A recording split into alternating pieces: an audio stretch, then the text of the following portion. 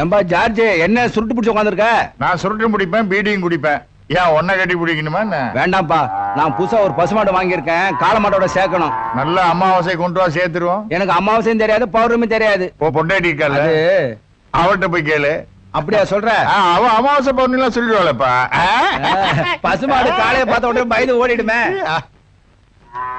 கவலைப்படாத குப்பு, எந்த மாட்டையும் மயக்கிற மருந்து நம்ம டாக்டர் கிட்ட இருக்கு. மேரி அம்மா பாத்தியில்ல, 70 mm. அதுவா?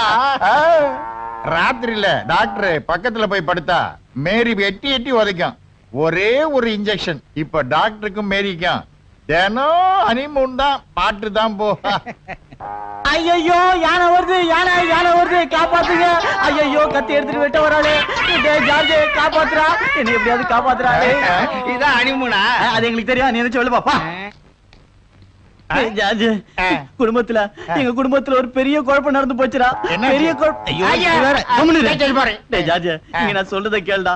என் குடும்பத்துல பெரிய தப்பு நடந்து போச்சு. நீ ஒரு இன்ஜெக்ஷன் கொடுத்தல, அது என் பொண்டாட்டி இடுப்புல குத்தலான்னு போவ, என் மாமியார் இடுப்புல குத்திட்டேன்டா. என் மாமியார் எந்திரிச்சு டான்ஸ் பாடி அனுமதிக்கு ரெடி ஆயிட்டாங்க. நானு கூட சேர்ந்து பாடினா, அங்க இருந்து மாமனார் எந்திரிச்சு, டேய் அது ஏன் பொண்டாட்டிடா, டான்ஸ் ஆடுறான்னு சொன்னாரு. நான் அவருக்கு ஒரு இன்ஜெக்ஷன் கொடுத்தேன். இப்ப 2 பேருமே ஜாலியா அனுமதிக்கு போயிட்டாங்க. இப்ப என் பொண்டாட்டி நான் துரத்தி வரா.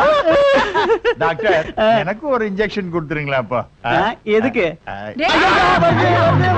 விட மாட்டேன். உன்னை கண்ட துண்டமா வெட்டி போட்டாதே ஆத்திரம் தீரும்.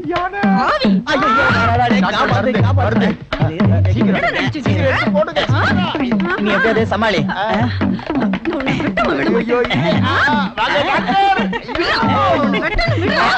அப்படியே இரு குத்துறேன். போடுங்க சீக்கிரம். போட்டீங்களா?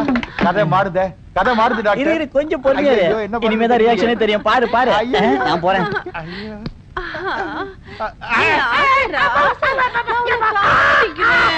பொண்டாட்டி